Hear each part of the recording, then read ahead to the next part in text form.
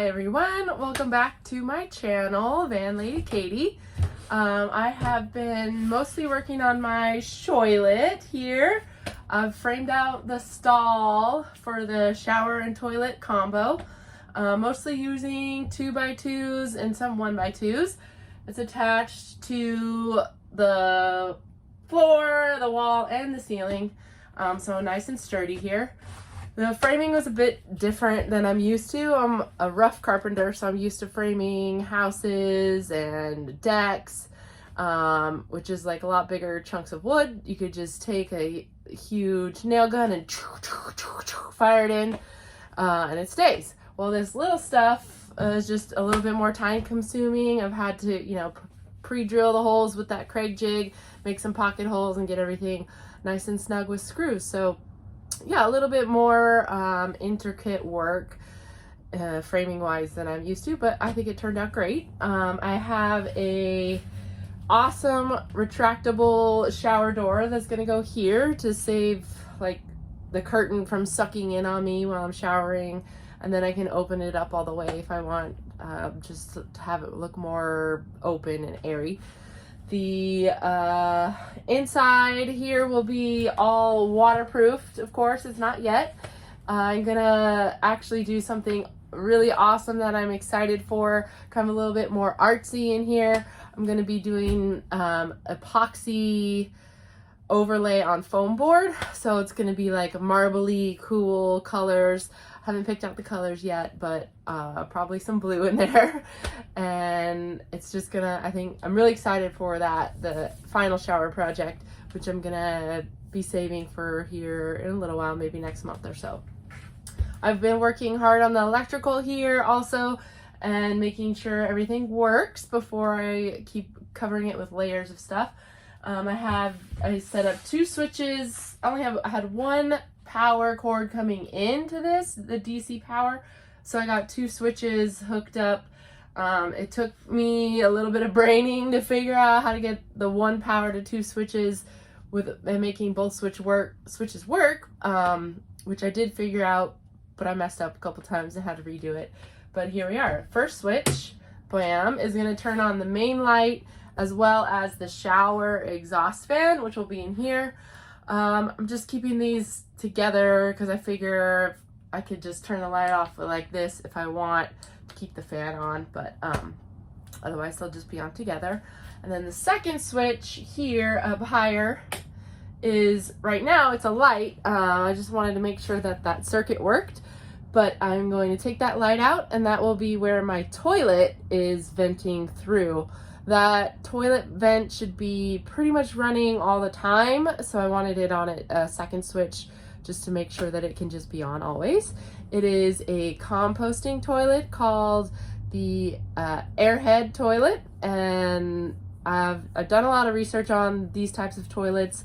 I think the airhead's the way to go. It's common, mostly used for boats and marine stuff. But essentially the solid waste goes into its own section of the toilet with peat moss and some enzymes, and then you mix it up like you would a composter every now and then, and the smell just gets vented out through that vent.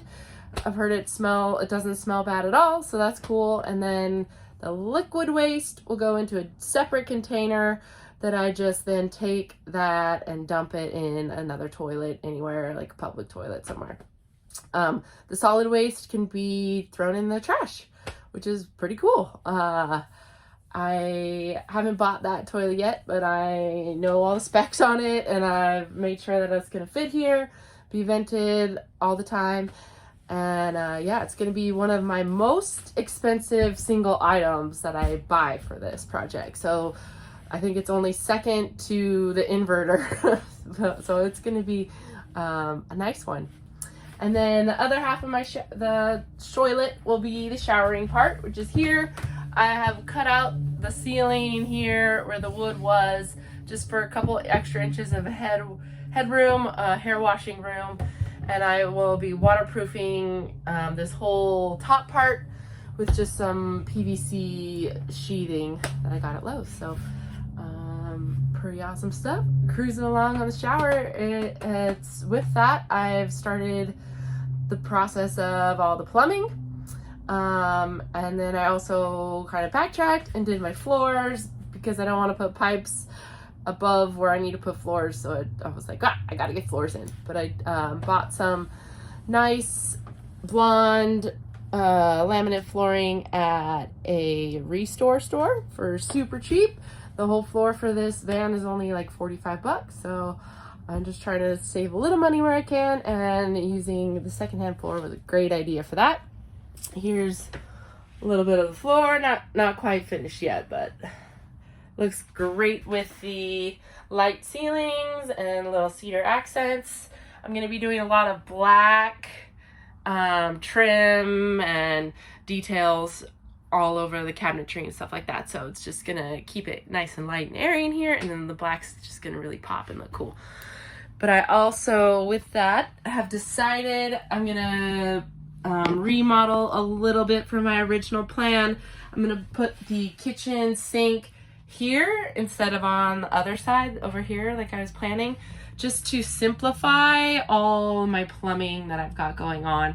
So I've started all the plumbing. Here's my cool little 36-gallon water tank. That'll be freshwater storage inlet there. Starting off, like I said, 36-gallon tank here. Made a little wavy cover, a little bit cutesy fun, but this can open up so I could take my tank out that like 2 times a year. I might need to for cleaning. The in valves are here, so I have hose water inlet this way, and then this one will be just a gravity fill, which is why it's a little bigger. I'll be using this hose for that. So water goes in that way, comes in, it will come in right here, and then this is the air vent. Water will get pumped up through these lines, through this pump silencer. Here's the water pump filter going down through this way to the accumulator, which helps the water come out in a long line instead of spurts like this, like you get with a pump sometimes. Then it will go down through here and then down and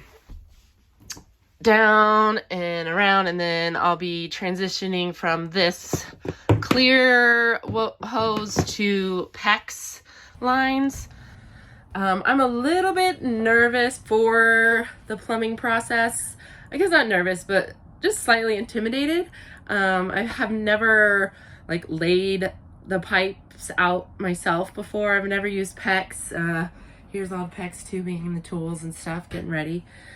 But I know how to like change out toilet parts and fix a sink and change out a garbage disposal, install faucets, stuff like that. But I've never laid out the whole system. So it's definitely going to be a learning experience, and which I'm here for it. All of this is.